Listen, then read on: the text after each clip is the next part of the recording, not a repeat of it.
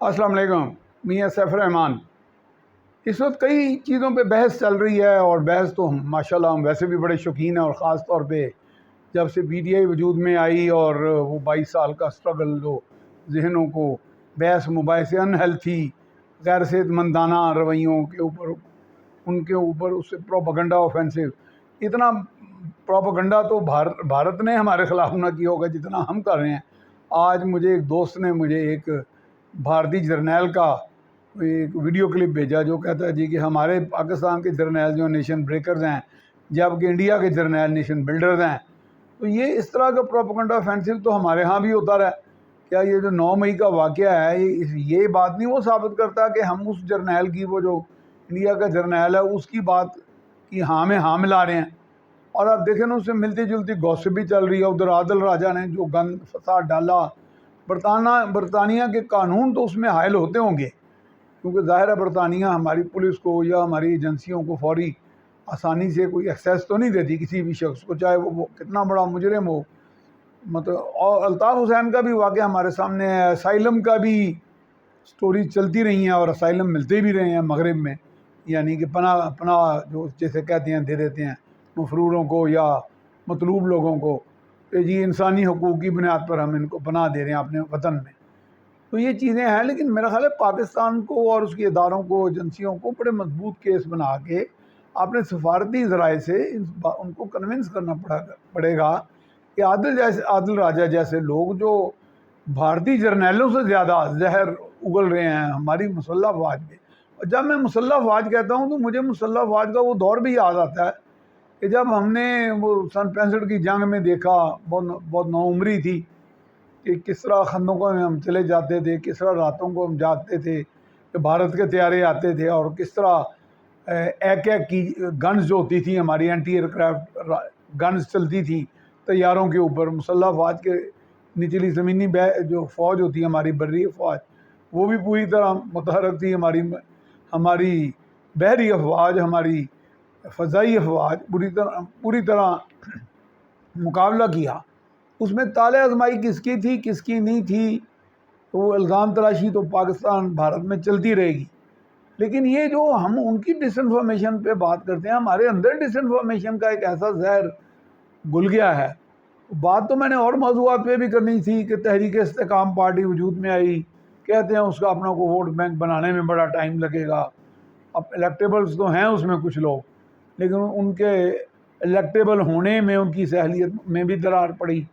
کہ جی وہ فصلی بٹیرے بن گئے ہیں. اس طرح ہمارے ہاں سمندری طوفان کی بھی بات ہو رہی ہے کہ جی وہ سمندری طوفان اللہ کی رحمت ہے کہ ٹل گیا، یعنی تھوڑا بہت نقصان تو اس نے کیا، لیکن یہ بھی ہے کہ قدرتی آفت کے آگے انسان واقع بے بس ہے. لیکن دنیا کے جو اب کامیاب ممالک ہے جہاں جمہوریتیں بھی چل رہی ہیں، نظام حکومت تسلسل سے بغیر بکواسیات، بغیر لغویات، بغیر زہر آلود پروپیگنڈے کے چلتا رہتا ہے. ڈھانچہ جو آپ کا سول سروسز کا، آپ کے دیگر اداروں کا، وہ جب چلتا رہتا ہے ایک سمت میں جو متعین کی جاتی ہے، اور اس میں دوسرے کے معاملات میں رخنا نہیں ڈالتا، اپنی منمانی نہیں کرتا، کسی کے دباؤ میں نہیں آتا، کسی تحریص میں نہیں آتا، تو پھر وہ وہاں پہ ڈیزاسٹر مینجمنٹ کے ادارے بھی مرد وجود میں آتے ہیں اور اچھے انداز میں آتے ہیں. ہمارے ہاں ہیں،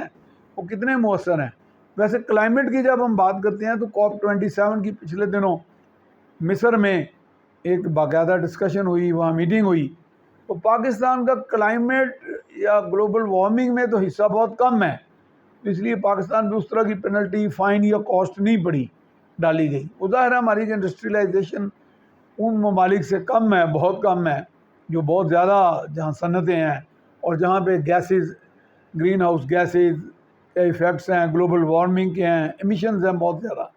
لیکن آپ اللہ کے فضل سے، اللہ کا فضل میں انورٹڈ کاماز میں کہہ رہا ہوں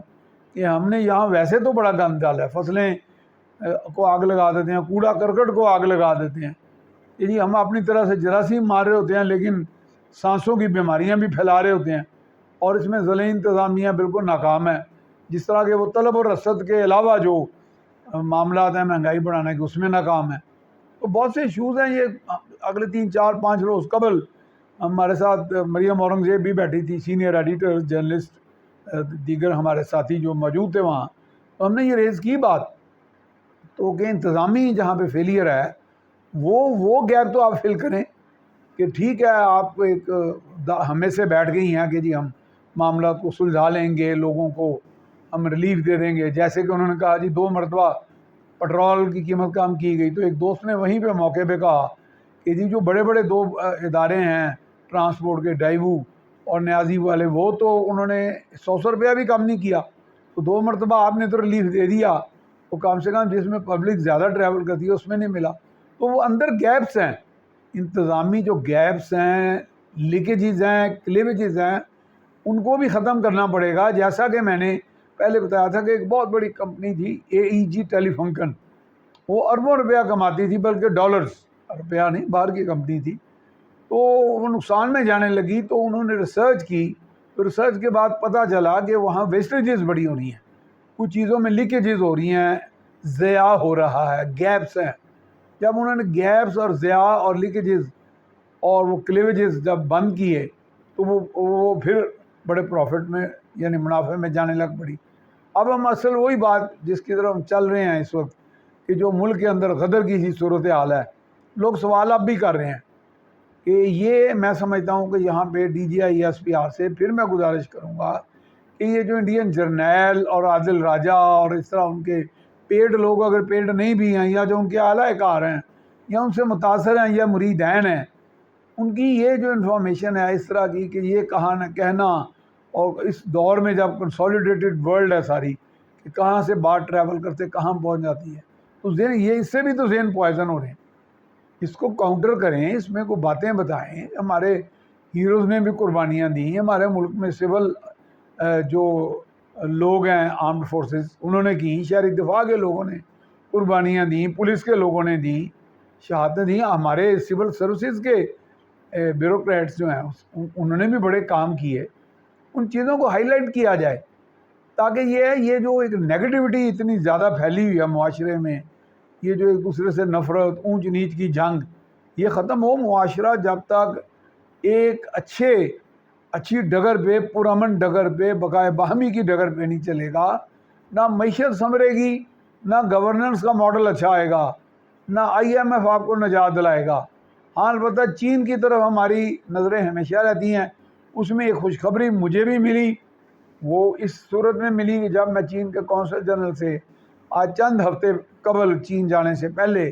ملا، تو انہوں نے مجھے کچھ بتایا میرے سوالوں کے جواب میں کہ یہ جو اورنج لائن ٹرین چین کا ہم تحفہ سمجھتے ہیں، اور واقعی تحفہ ہے، جس طرح عوام اس میں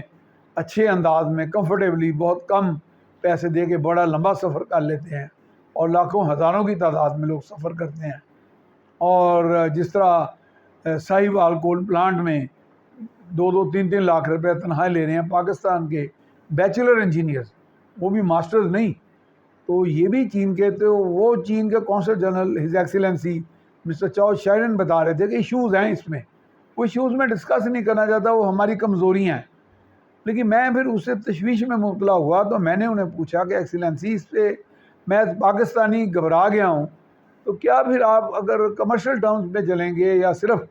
یہ دیکھیں گے کہ جی تجارتی معاہدے کی جو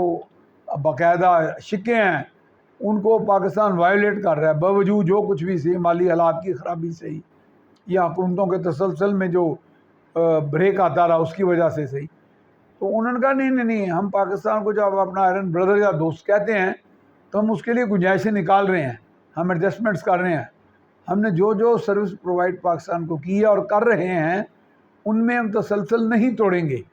اسی طرح انہوں نے یہ شنید ایک اچھی خبر دی کہ باقاعدہ گوادر انٹرنیشنل ایئرپورٹ پہ اسی 1 ماہ میں باقاعدہ اس کی آپریشنل اس کی سیمولیشن کی جائے گی، اور ستمبر کے گرد و پیش میں وہ پوری طرح ایک بین الاقوامی، بہت بڑے بین الاقوامی ہوائی اڈے کے طور پر آپریٹ کرنے لگ پڑے گا۔ تو یہ اچھی خبریں بھی ہیں۔ میں نے کہا کہ صرف آپ منفی کی طرف ہی نہ چل پڑیں، کچھ اچھے معاملات بھی چل رہے ہیں۔